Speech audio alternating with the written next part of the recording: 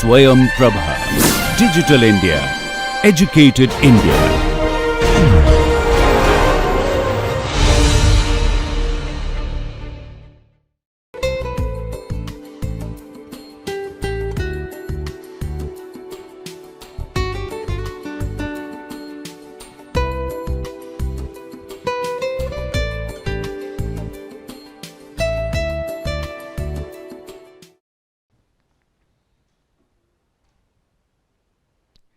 Hello. So, I have been discussing about on the topic that is understanding group dynamics. This is part 2. In part 1, I have discussed little bit about the formation stages of forming the groups and about the process of formation of group, etc., and the basic definition of group dynamics that I have discussed in part 1. In part 2, I am going to discuss further related to group dynamics, some of the points which are very important, which one can note for further understanding. Here I would like to discuss a little bit on the types of groups. Groups are of different types.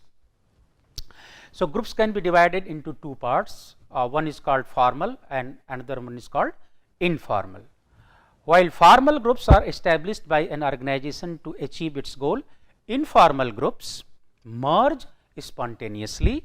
Formal groups may take the form of, and generally these are the three forms, like what we call command groups, task groups and functional groups. So, one by one I will take up and discuss about these kind of types of groups. So, first one is command group. Command groups are specified by the organizational chart and often consist of a supervisor and the subordinates that report to that supervisor. An example of a command group is a market research from market research firm CEO and the research associates under him or her.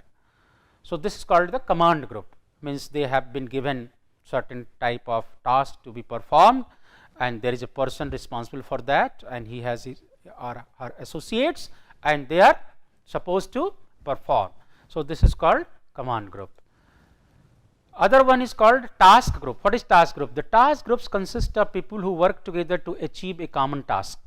Members are brought together to accomplish a narrow range of goals within a specified time period. Task groups are also commonly referred to as task forces. The organization appoints members and assigns the goals and tasks to be accomplished. So, this group is very active. Some tasks have been assigned to them and they are supposed to perform within a given time limit. Examples of assigned tasks are the development of a new product. This is very challenging task given. Task force also sometimes will say the improvement of a production process or designing the syllabus under semester system. So, lots of critical thinking required, lots of new ideas are required. They have to face lots of challenges. It is not that easy. A task force is such a force or group who are supposed to take up the challenges, and once a person is taking up the challenge, definitely it is not easy to perform. One has to work hard, collect lots of information from various sources, take the help of others, juniors, seniors, subordinates, everybody, whosoever might be having information and can be helpful to achieve the goal. Other common task groups are ad hoc committees, project groups and standing committees. Ad hoc committees are temporary groups created to resolve a specific complaint. Sometimes in organizations some disciplinary committees are formed and it is some members, 3-4 members form a group to look into the matter, and these things are not very simple, quite complicated, and based on their experience, knowledge and wisdom, they have to come up with some sort of decision. So, task group is a group who are given some assignment within a given time and they have to perform. Now, another group named that is called functional group. What are functional groups? A functional group is created by the organization to accomplish specific goals within an unspecified time frame. Now, time is not specified. Functional groups remain in existence after achievement of current goals and objectives. Examples of functional groups would be a marketing department, a customer service department, or an accounting department. So, like these are the functional groups.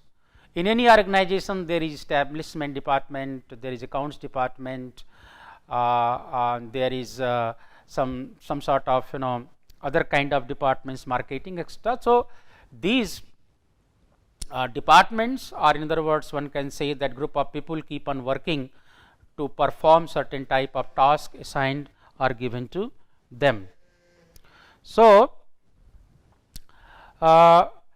these kind of groups which are called functional groups, they keep on working, means there is no time frame that specified time that they have to perform within this particular time frame certain tasks. So, these groups are keep on working continuously, and they have certain work to be performed, and that is their function. Now, further, informal groups can have a strong influence in organization that can either be positive or negative. For example, employees who form an informal group can either discuss how to improve a production process or how to create shortcuts that jeopardize quality. Informal groups can take the form of interest groups, friendship group, or reference group.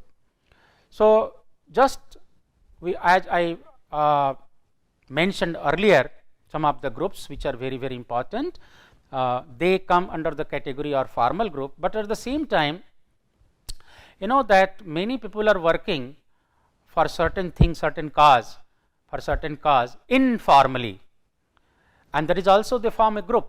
They work together in a group informally, and in informal group also there might be lots of subcategories based on the purpose, and they are called like interest group, friendship group, or reference group.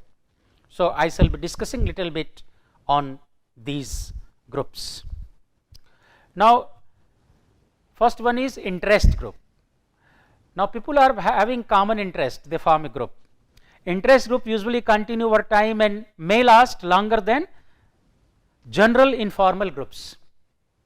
Members of interest groups may not be part of the same organizational department, but they are bound together by some other common interest. When people are having common interest, naturally they will come together, they form the group. That is why we find that some people, if they have certain liking for certain thing, might be sports and games, we see that some people sit together and play cards, some people are playing carom boards, some people are going together for walking and chit chatting, some people are like-minded people are just sitting together and cutting jokes and just laughing. So, like that means some common interest should be there. So, that is called interest group. They form because they have some common interest, and this is very interesting that people will automatically will come together. The goal and objective of group interests are specific to each group and may not be related to organizational goals. They have nothing to do with the organizational goal. An example of an interest group would be students who come together to form a study group for a specific class. Sometimes some people, maybe also in some organization, some department, educational institutions, some like-minded people, because of their vested interest, they have common interest, they come together and form a group to do something. Some students also, as it is mentioned here, form a group to study together, and if they are coming together, they discuss together, then they definitely can perform better than other students. So, working in a group of course helps, provided if they have a common interest. So, common interest group is there, and it is very useful and purposeful. Another group might be just friendship group. Some friends like minded people come together. So, friendship groups are formed by members who enjoy similar social activities, political beliefs, religious values, or other common bonds. Members enjoy each other's company and often meet after work to participate in these activities. That means friendship group people become friend because they like something, their liking might be something common in each other. These are some examples mentioned, like some people are having some political beliefs, they have faith or belief in some particular party, for example, so they will come together. Or lots of people come together because of their religious faith. Religion is such a thing that people become very sensitive, and very easily they come together based on this faith. So they will form a group and they will sit together, discuss together, having discourses, inviting knowledgeable persons, inviting some preachers in that particular area of religion or sect who can further enhance their knowledge. So they have some common interest, and because of that they develop some sort of friendship. So this is called friendship group. And for example, other friendship groups might be like employees who form a friendship group may have a yoga group. Some people, doing individually yoga and then doing in a group, it's two different cases, because when people are doing yoga in a group, perhaps they get lots of inspiration from each other, and every day they are meeting some particular place and performing some yogic exercises. So this is yoga group, they become friend.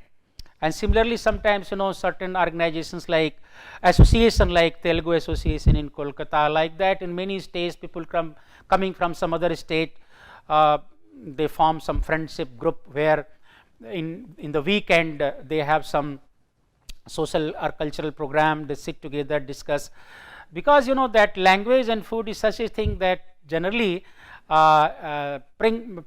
generally people come together very in a natural way. So these kind of friendship groups are very common everywhere, and sometimes in some organizations and where families are staying together, some ladies form this kitty party, and in a week or in a month they sit together somewhere and chit chat and just laugh and enjoy party. So this is called friendship group, and these all are informal, nothing to do with some particular organization to do. Another very interesting group is reference group. A reference group is a type of group that people use to evaluate themselves. The main objective of reference groups are to seek social validation and social comparisons. Social validation allows individuals to justify their attitudes and values, while social comparison helps individuals evaluate their own actions by comparing themselves to others. So people keep comparing with others, what they are doing, what others are doing, how they can do better, how they can achieve certain things, what can they do for their society, for their community. So all such things are discussed here. Reference groups have a strong influence on members' behavior. Such groups are formed voluntarily. From family, friends and religious affiliations are strong reference groups for most individuals. So family, friends and religious affiliations. So of course there are people who are common friends, so they come together and they form a group which is called a reference group. Now further, factors affecting group behavior. So I would like to discuss a little bit that what are the factors generally one has to be aware of which will affect the group behavior. The success or failure of a group depends upon many factors, but these are some of the important factors. First one is group member resources. That means it consists of a structure, size of the group, group roles, group norms and group cohesiveness. So this is very, very important. Other one is group process, like the communication process, how people are communicating, group decision making process, power dynamics, who is having what kind of power in that group, and then conflicting interactions amongst the group members. And the other one is group tasks, that is complexity and interdependence. So, these are the group behaviors. Now, starting with first one, that is group member process. The members' knowledge, abilities, skills and personality characteristics, so that is sociability, self-reliance and independence, are the resources the group members bring in with them. The success depends upon these resources as useful to the task. So, these are the useful resources, knowledge. Now, some people are having good knowledge in the group, definitely that will help. Experience help. Experienced people always are very important in a group. They can share, and with their knowledge, with their experience, the group can be benefited. So, these things are quite important. Now, so for the structure of the group, there are two things: group size and group roles. So, group size can vary from 2 people to a very large number of people. Means there is no as such limit restriction related to the number of persons in a group, number of members of a group. How many members should be in a group? Just 2 or more can form a group, but it is advisable that smaller groups are better, will perform better, because chances of differences, chances of conflicts will be less in small groups. So, a small group of 2 to 10 are thought to be more effective, because each member has ample opportunity to take part and engage activity in the group. Large groups may waste time by deciding on process and trying to decide who should participate next. If the group is very large, then as I mentioned that there is quite possible that everybody will be having his or her opinion, and then differences, and then liking, disliking. So, chances of conflicts will be more. So, it is always good to manage the smaller groups and assign certain responsibilities, certain tasks to them. So, it becomes easier. So, size of the group also matters. As one can also understand that if there are large number of people who have been given the responsibility, because it is said that shared responsibility is nobody's responsibility. So, if it is becoming very, very large, then also it is not good. Second one is group roles. In formal groups, roles are always predetermined and assigned to the members. Each members are given certain kind of role to perform. Each role shall have specific responsibilities and duties. There are, however, emergent roles that develop naturally to meet the needs of the groups. So, depending on the nature, behavior, knowledge, experience of the people, if they are assigned the proper task to be performed, to be done, then definitely it is going to be very effective.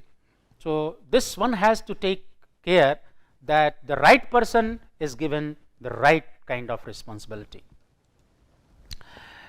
Then group norms.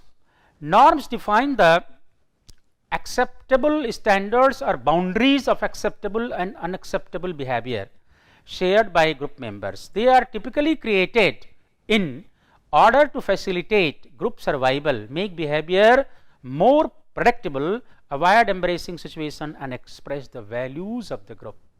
So, group norms are very much acceptable standard or boundaries of acceptable and unacceptable behaviors. What are the norms should be in the groups? Acceptable, not acceptable. It should be discussed. It should not be imposed. If it is not acceptable, but somebody is trying to impose due to various reasons, then perhaps in long term it is not going to help. People will be having lots of conflicting ideas, situations, and they will not come up with something very constructive. So, the norms should be such that it should be acceptable to the members. Cohesiveness, this is very, very important. Cohesiveness refers to the bonding of group members or unity. There should be a feeling of union, feeling of attention for each other and desire to remain part of group. Many factors influence the amount of group cohesiveness: agreement on group goals, frequency of interaction, personal attractiveness, intergroup competition, favorable evolution, etc., etc. So, cohesiveness is such a thing which is very, very important in group dynamics, because if there is a cohesiveness in the group, feeling of attraction for each other, sense of union, sense of unity, that you are united. Yes, we are not doing for individual cause, but something we are doing for the cause of the group. And if that kind of thing, motivation is there in the mind of each and every group member, then definitely it is going to help. Now, group processes, decision making by a group is superior, because group generates more information and knowledge, generates diverse alternatives, increases acceptance of a solution, and increases legitimacy. Process also include communication, conflict management, and leadership. So, these are related to group process, where the communication process, one can say, conflict management process is there, and leadership means who will be the leader, how they will behave with each other. So, all these related to group process. Now, before I conclude, I have already mentioned about the group process, and I can just go back and just repeat one or two things which are very, very important, which you have to keep in mind, that this cohesiveness, size of the group, these things are really very, very important. One should always try to keep in mind that cohesiveness is very, very important in the group, and size of the group, and the communication, and the handling process so far as the conflicting situations are concerned.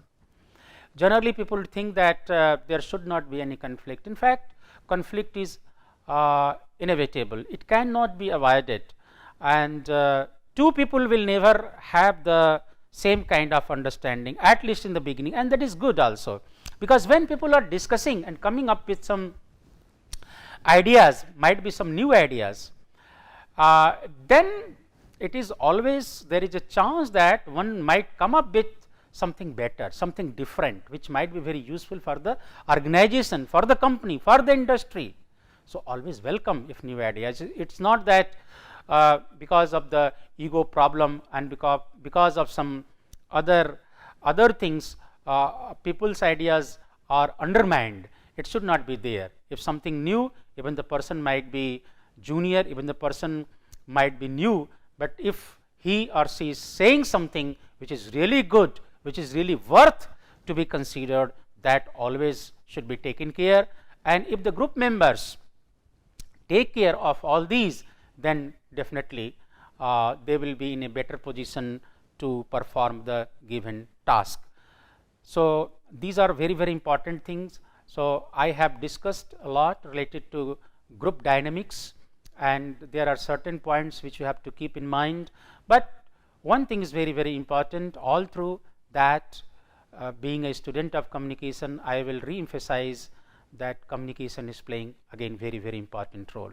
So, with this, now I would like to conclude that it can be concluded that the group dynamics is essential to study, because it helps to find how the relationships are made within the group, and this is really something very challenging. Making relationship, oh my God, it's not that easy. Breaking relationship, very simple, very easy. To break relationship, one or two words are enough, but to make relationship, it's very, very long process. And for each kind of building relationship, as I have already mentioned earlier in my earlier lecture, the role of communication, behavior and style is very, very important. So, because it helps to find how the relationship are made within the group and how the forces act within the group members. This helps to recognize the formation of the group and also tells how the group should be organized, led and be promoted. So, these things are very, very important related to group dynamics, relationship, communications and formation and organization, and how it can be led and how it can be promoted. So, group behavior is unique in nature. No, human behavior itself is a very complex behavior, because at times it becomes very difficult to guess what is going on in the mind of the person.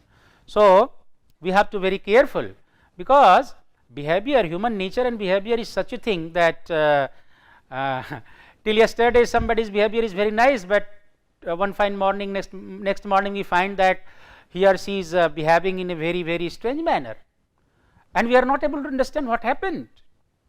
Very complex. So, be very careful, we have to be very cautious. So, group behavior is unique in nature. In longer term, groups not simply focus on the completion of a particular task in a specific time frame, but people would like to move from formal and superficial talk towards deeper and meaningful personal talk. Many times people say that yes, these things are quite important in group, that communication, but communication may be effective, may be successful, but one thing is very important, it should be meaningful, and in fact life should be meaningful. People say that life should be successful, and communication is playing, of course, very important role so far as the success is concerned, because success and failure in life to a great extent depends on our communication behavior. Of course, there are many other factors, but no one can deny that success and failures largely depends on somebody's communication behavior. So, life, one can make the life successful, one can achieve many things in their life through their hard work, through their many other means, but life should be meaningful. What is the meaning here? Meaningful life. Meaningful life means whether really we are able to enjoy our life or not. A person might be very successful, but unless and until if he is able to share that success with his or her family members, with friends, society, he is getting appreciation, he is really enjoying. Life should not be burdened, because sometimes in spite of achieving lots of wealth, lots of prestige, position in the society, a person is not able to enjoy.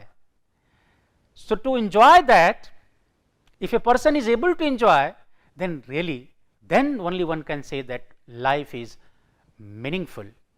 There is a purpose in life, and what is the purpose of life? That we all want to become happy, and happiness is such a thing that perhaps it cannot come from this materialistic achievement.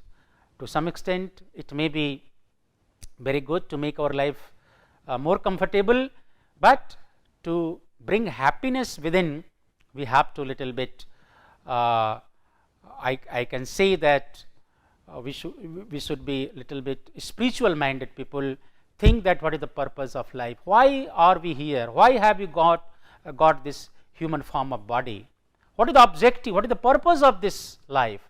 So, if we think little bit, then meaning to the life will come. So, in the group, from these formal things, people will go to formal and superficial talks, they go deeper and meaningful personal talk, and they will have self disclosure. From formal, when people become informal, here I would like to add from my personal experience that many times it happens that these informal discussions are more effective and powerful than the formal discussions. Whenever we are going to have a meeting, many times it happens that some of the members discussed among themselves informally related to certain issues and come prepared. So, these things are really very important. What is going on before and after the meetings, how the people are, some group of people are discussing among themselves. So, self disclosure, self disclosure generally said is a reciprocal. If I disclose something to somebody, it is expected that the other party is also disclosing.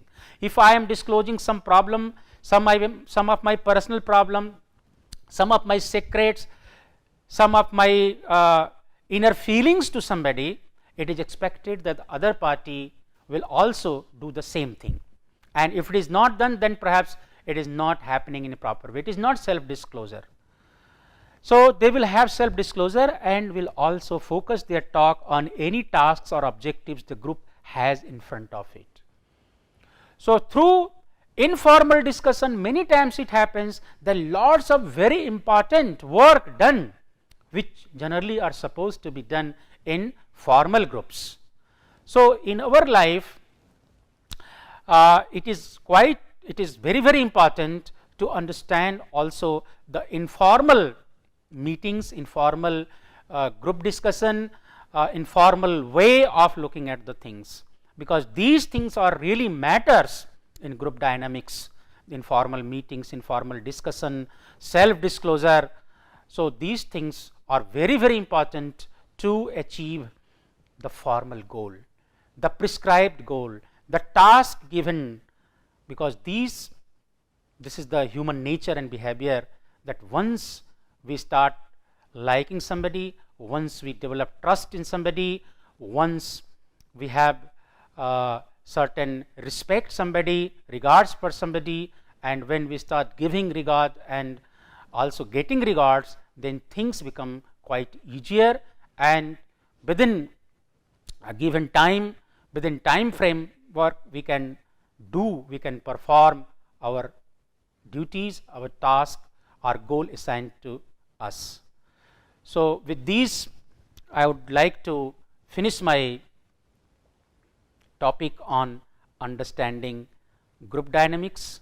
So, friends, during my previous lectures and today's lectures, I have discussed so many things related on various topics, but finally I will end up that nothing can